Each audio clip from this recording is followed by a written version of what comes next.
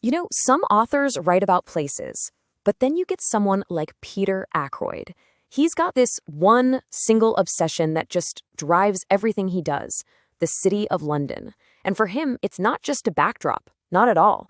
We're going to dive into how he literally turns an entire city into his main character.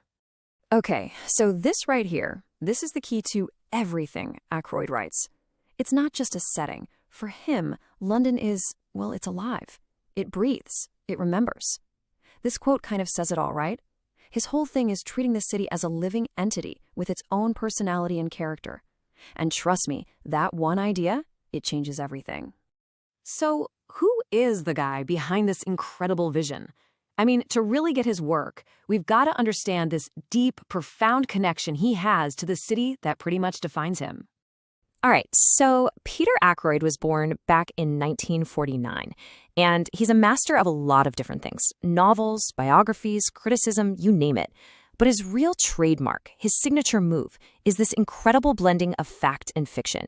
He doesn't see history as some dusty, rigid set of facts. Nope, for him, it's like a painter's palette, and he uses it to create this much richer, much deeper picture of London's soul. And that brings us to his first really big idea. I mean, think about it. If you truly believe a city is alive, how on earth do you tell its story? Well, for Ackroyd, the answer is simple. You write its biography.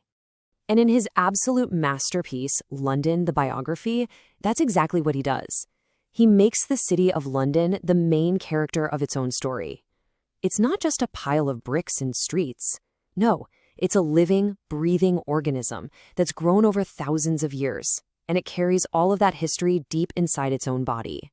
So how does he build this incredible character? Well, he basically dissects its soul, layer by painful layer. He looks at its arteries, the rivers. He dives deep into its dark subconscious, the criminal underworld. He even tries to chart its thoughts by looking at its literary history, and he examines its very bones through its architecture.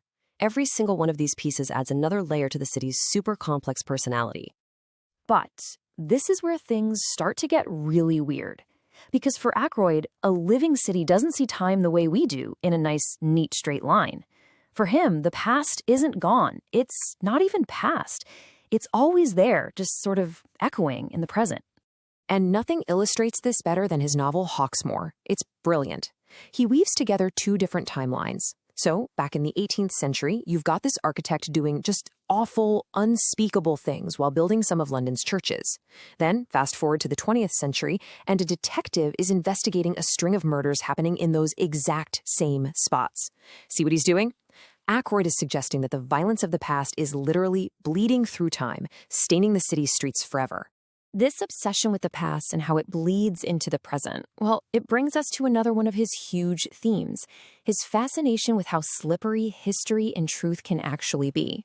Ackroyd is constantly playing with that line, right? The one between what's in the history books and what's just pure invention. He's always challenging us, making us question what we think is real. Let's look at a few examples of how he pulls this off. Okay, first up. He wrote a fictional diary of Oscar Wilde's last days in exile. But the thing is, the voice is so perfect, the details are so convincing, you'd swear you were reading a lost historical document. It's just incredible. It really shows how he can just inhabit the past so completely that he can create something totally new that feels 100% real.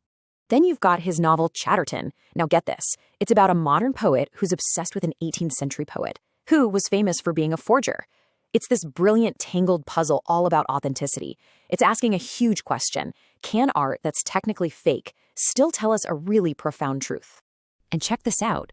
In Dan Leno and the Limehouse Golem, he just drops real historical figures right into the middle of a fictional murder mystery. Yeah, just think about that for a second. Karl Marx, the founder of communism, he becomes a suspect in a series of absolutely gruesome murders. It's this wild, bizarre setup, but Ackroyd uses it to shine a light on the dark, hidden corners of a very real time in history. So, okay, we've got all these pieces. The living city, the echoes of the past, the blurred lines of history. When you put it all together, what does it really add up to? What's the core worldview that Peter Ackroyd is offering us? It really boils down to these three big ideas. First, the city is alive. It's not just a place. Second, Because it's alive, the past is always present. It's constantly shaping our world, sometimes even haunting it. And that leads us to the final crucial point. History isn't just a boring list of facts, it's a story. And it's a story that's always being retold, reimagined, and sometimes even faked. And that leaves us with a pretty fascinating thought to chew on, doesn't it? If Ackroyd is right, then it's not just London. Every city, every town has its own biography, its own ghosts, its own stories just waiting right under the surface. So the next time you're walking down a street you've walked 1,000 times, maybe look a little closer. What stories are those streets trying to tell you? What echoes of the past can you hear if you just listen?